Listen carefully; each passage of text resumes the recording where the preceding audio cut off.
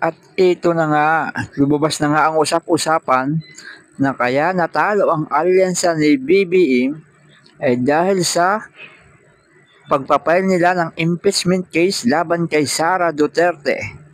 At ayun, lumabas na nga ang tunay na dahilan. Yung sagot ko dyan is nagsimula naman lahat yan nung impeachment, di ba? Dahil October pa lang, nung nag-filing pa lang, alam na natin kung sino mga kandidato, di ba? So noon pa lang, Opo. nagtatakbo na kami ng surveys. October, November, December, January, February. So every month may survey tayo. So nakita Mm. natin na right after final yung impeachment against VP Sara, which hindi ako pabor. Liliwanagin ko, hindi ako pumirma po dyan dahil hindi ako pabor doon sa impeachment.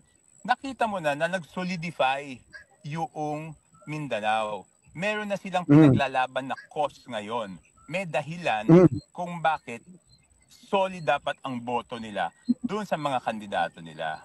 Okay? So nagkaroon ng solid vote. Instead na kung walang impeachment, pipiliin nila, ito gusto ko to sa kabila, gusto ko to dito. Di ba normally ganyan naman talaga yung mga tao, hindi naman sila nagboboto ng solid eh. Hindi naman sila nagboboto ng solid ticket. Pinipili nila kung sino-sino gusto nila.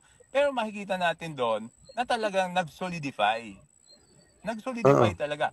Kaya nga kung makikita nyo, inaamin ko at ngayon ko lang sasabihin, siyempre nung kampanya, hindi ko naman pwede sabihin to, na isa lang yung naging rally namin doon sa Mindanao. Because mahihirapan kami mangumbinsi ng tao doon sa Mindanao. Kaya kung meron kang 90 days, bakit ka mag